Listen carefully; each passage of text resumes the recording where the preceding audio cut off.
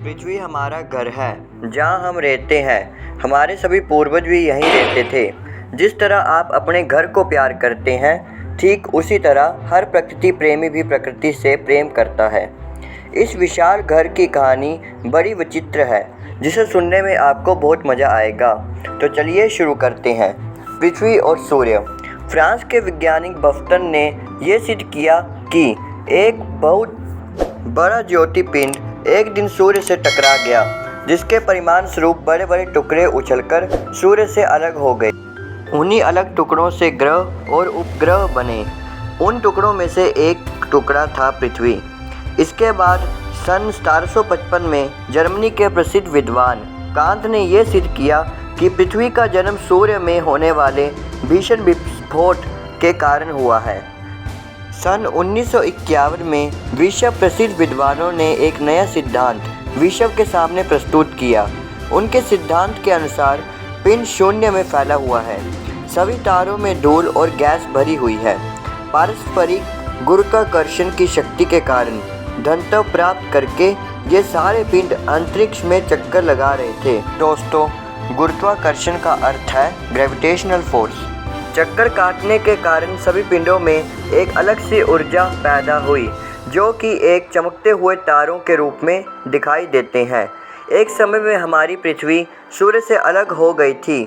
सूर्य से अलग होने के कारण हमारी पृथ्वी एक टुकड़े के रूप में अलग थलग पड़ी गई थी।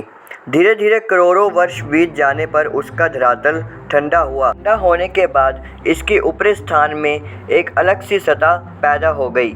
पृथ्वी का भीतरी भाग जैसे जैसे ठंडा होकर सिकुड़ने लगा, वैसे ही इसका ऊपरी भाग भी सिकुड़ने लगा।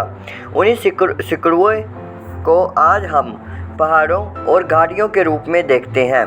पृथ्वी धीरे धीरे ठंडी हो रही थी और उससे भाप के बादल पैदा होने लगे। उन बादलों के कारण सूर्य की किरणें पृथ्वी तक नहीं पहुंच पा रही थी। पृथ्वी का एक ऐसा खेल था जहां जलती हुई पृथ्वी के ऊपर ठंडे बादल छा गए थे।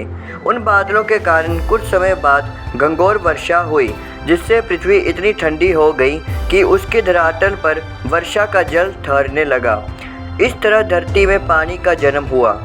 वर्षा का जल एकत्र होकर समुद्रों के रूप में दिखने लगा। आज वही समुद्र पृथ्वी के 3/4 भाग में फैला हुआ है। तो इस तरह पानी का निर्माण पृथ्वी में हुआ। सूर्य की किरणों के पहुंचने के बाद ही जीवों के उत्पन्न होने की प्रक्रिया शुरू हुई। ऐसी अवस्था में पृथ्वी का स्थल भाग एकदम नंगा और गर्म ज्वालामुखियों से भरा हुआ था। इसलिए जीवों की उत्पत्ति सबसे पहले समुद्रों में हुई। पृथ्वी पर जीवन कब अचानक शुरू हो गया, ये तो कहना मुश्किल है, किंतु विद्वानों का कहना है कि जीवन के अंकुर विभिन्न अवयवों के बीच रासायनिक प्रक्रियाओं के चलते रहकर प्रोटोप्लाज्म के बनने से शुरू हो गए। इसी प्रोटोप्लाज्म के एकत्रित होकर जीव कोश बनने के बाद जीवन आरंभ हुआ। इसका मतलब ये है कि जब धरती में प्रोटोप्लाज्म बनने लगा, तभी जीवों का निर्माण शुरू हो गया। इस तरह से धरती में प्राणियों का जन्म हुआ।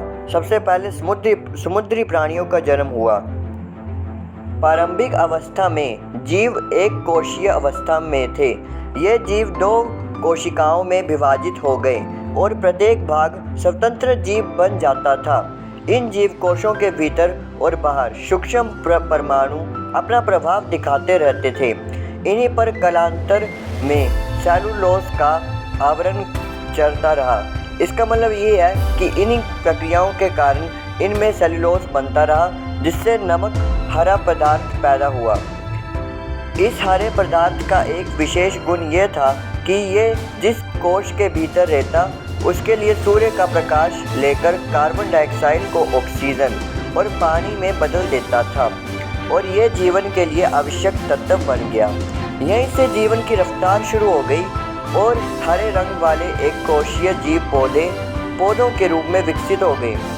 जीव प्राणी कुछ जीव पौधों के रूप में विकसित हो गए। जिन जीव कोशों ने जो अपने में पूर्ण हरित का गुण पैदा किया, वे आगे चलकर पृथ्वी पर वनस्पति का विकास करने लगे। अब हम पढ़ेंगे जीव जंतुओं का विकास कैसे हुआ। जिन जीव कोशों ने अपने शरीर के चारों ओर सेलुलोज आवरण धारण कर लिया, मगर उनके भीतर पर्णहरित का गुण उत्पन्न न हो सका और वे चलने फिरने का गुण तो अपना सके, किंतु अपने लिए भोजन न जुटा पाए। इसलिए उन्होंने अपने आसपास के हरे रंग के जीव कोशों को खाना शुरू कर दिया। बड़े जानवरों ने छोटे जानवरों को खाना शुरू कर दिया। ऐसे जीव हरे वाले जीव कोशों की तरह गैसों और पानी को अपने लिए पानी और ऑक्सीजन में बदल सकते थे। इसलिए वे अन्य जीव कोशों को खाकर अपना विकास करने लगे। इन्हीं से सारे संसार के जीव जंतुओं का विकास हुआ है। हम सभी मनुष्य बंदर प्राणी से उत्पन्न हुए हैं। इस तरह करोड़ों वर्षों में विकास की विभिन्न प्रक्रियाओं से संसार का उत्पन्न हुआ। मनुष्य भी इस विकास की सबसे ज़्यादा विकसित कड़ी है, जिसने अपने मस्तिष्क का अद्भुत विकास कर जल, थल और आकाश तीनों में उत्पत्ति हासिल की है।